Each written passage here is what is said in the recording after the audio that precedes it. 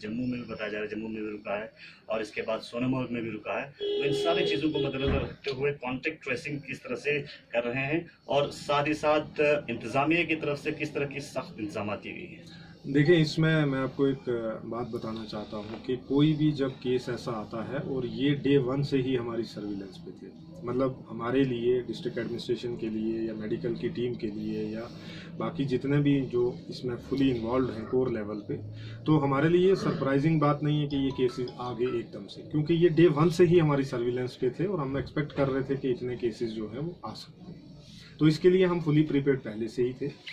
बाद में अभी जो हमारा कंटेनमेंट की पॉलिसी है, तो इसमें 4 से 5 एरियाज जो हैं वो हमने कंटेन किए हैं, लेकिन वो हमने एरिया की रिक्वायरमेंट की, क्योंकि ये डे 1 से ही हमारे सर्विलेंस पे थे, घरों से बाहर नहीं निकलने दे रहे थे किसी किस्म का भी, कि हमें ये पूरी उम्मीद थी और हमारी टीम की जो है पूरी ये कोशिश ये रही है कि किस तरीके से जब वो वहाँ पे थे होम सर्विलेंस पे, और बहुत अच्छे से वहाँ पे किसी किस्म का कोई भी वायलेशन नहीं हो रहा था, जैसे आपने देखा ही है, तो उसमें हमने इनके घरों में ही सैंपलिंग ली। तो सैंपलिंग के बाद जो है कल हमने शिफ्ट किया, तो इसमें कोई घबराने की बात नहीं, हम एक्सपेक्ट कर रहे थे। और दूसरा ये था कि ये हमारे पास पहले ही सर्विलेंस पे थे, तो इसलिए ज़्यादा कोई घबराने की या इस चीज़ की कोई बात नहीं है। हाँ, एहतियात ज़रूर रखना, जब तक हम एहतियात नहीं रखेंगे तब तक हम किसी चीज़ के ऊपर काबू नहीं पा सकते हैं। और ये जो केसेस आए हैं, इसमें कारकिचू के केसेस हैं, हमारे यहाँ मिंजी के केसेस हैं, बरसों के केसेस थे 4, लेकिन बरसों के जो लड़के थे वो यहीं पे ही रह रहे थे, तो वो वहाँ पे गए नहीं, तो इसलिए वहाँ जाने का कोई वहाँ पे लोगों को परेशान होने की कोई ज़रूरत नहीं है। और बाकी जिन एरिया से भी ये आए हैं, लोगों को एहतियात बरतनी है। देखिए, 2 चीज़ होती हैं, एक होता है डर और खौफ, और दूसरा होता है प्रिकॉशन, मतलब लड़ने की हिम्मत और शक्ति। अगर हम डर में रहेंगे तो मुझे लगता है कि इस चीज़ के साथ लड़ नहीं पाएंगे। बजाय उसके हम अपने आप को प्रिपेयर करें कि किस तरीके से हम अपने प्रिकॉशनरी मेजर लें, ताकि ये जो मेजर्स और एसओपीज हैं, अगर हम इनको फॉलो करेंगे तो मुझे लगता है आने वाले टाइम में किसी किस्म की कोई परेशानी नहीं होगी, किसी किस्म की भी। और ये पहले से ही जो है ये प्रिकॉशनरी मेजर्स जो हैं हर जगह पे ये इम्प्लीमेंटेड है, तो इसलिए हमें परेशान होने की ज़रूरत नहीं है। हाँ, एक चीज़ जो है मैं वाज़ह तौर पे करना चाहता हूँ कि अगर कोई भी एसओपीज़ का खिलाफ वर्जी करेगा, उसकी वायलेशन करेगा, कानूनी तौर पे तो जो एक्शन होना है वो तो होना ही होना है, लेकिन उसकी जो इनफरादी जिम्मेदारी है उससे वो अगर परहेज करेगा, प्रिकॉशंस लेगा, अपने मोहल्ले के, अपनी सोसाइटी, अपने घर के बारे में सोचेगा, तो मुझे लगता है कि इन चीज़ों से हमें कोविड के फैलाव को रोकने में मदद और ज़्यादा मिलेगी। बाकी जो भी वायलेशन करेगा उसके खिलाफ कानूनी कार्रवाई जो है वो होगी। और आपने जैसे देखा ही है कि कानूनी तौर पे जो है कोई किसी किस्म की कोई रियायत नहीं दी जा रही है। स्टार्टिंग में जब गाड़ियों ने वायलेशन किया तो हमने गाड़ियों की आरसीज रजिस्ट्रेशन कैंसिल की। उसके बाद जो लोगों ने होम क्वारंटीन में वायलेशन की तो उसके बाद हमने उनको स्ट्रिक्ट जो है वो वहाँ से घरों से उठा के 28 डेज के लिए होम क्वारंटीन कर दिया, इररिस्पेक्टिव ऑफ के वो पॉजिटिव है या नेगेटिव है, दैट इज समथिंग डिफरेंट। तो इस तरीके के जो मेजर्स हैं, इकदाम जो हम उठा रहे हैं, तो मुझे लगता है कि इससे पब्लिक को ये भी मैसेज चला गया है कि कोई भी अगर इसकी खिलाफवर्जी करेगा तो उसको बख्शा नहीं जाएगा।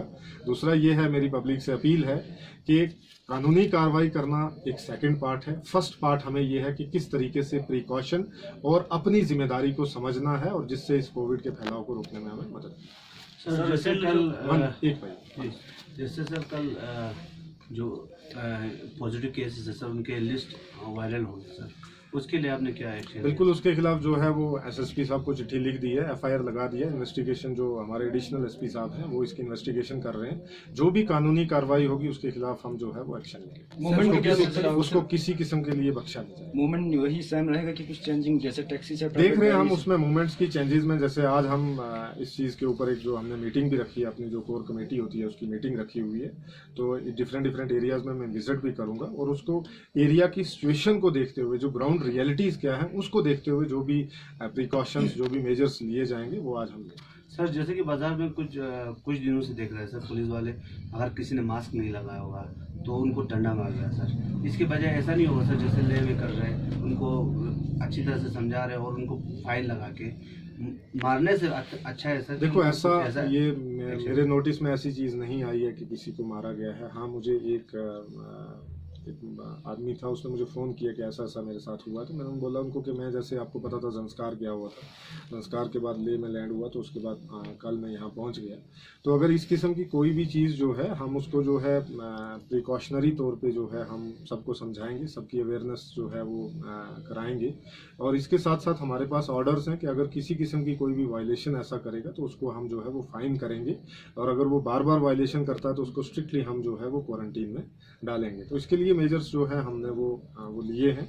तो आपको घबराने की बात नहीं है कि अगर किसी ने किया है। देखो, एक चीज़ मैं आपको बताऊं कि हमारी 2 ही एजेंसी हैं जो बहुत अच्छे से रोल प्ले कर रही है। सबसे पहली एजेंसी है हेल्थ, और उसको सपोर्ट करने के लिए हमारे पास सिक्योरिटी एजेंसीज हैं।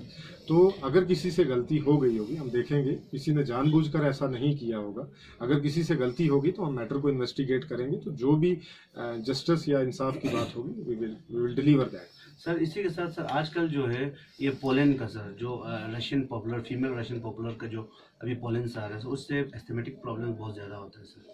तो इसके लिए आप इसका भी बिल्कुल का भी वैसा ही है सर। मेरे नोटिस में पहले भी था। इसके लिए भी जैसे आपने देखा कि हमारी सारी टीमें जो हैं वो पहले ग्राउंड पे डिफरेंट एरियाज़ में जो लगी हुई थी, काम कर रही थी। जैसे आपने देखा कि हमारा जवार जितने भी हमारे बाहर से आए हैं उनका मतलब 1000 आदमी को होटल में रखना है, उसका हेल्थ चेकअप करवाना है, उसको सिक्योरिटी प्रोवाइड करनी है, उसको साइकोलॉजिकल जो काउंसलिंग है वो करवानी है, किसी किस्म की उनको परेशानी ना हो, उनको खाना टाइमली देना है, उसके बाद उनको डिस्चार्ज करके घर पहुंचाना। तो हमारी जितनी भी सारी टीम्स थी वो इन पे लगी हुई थी।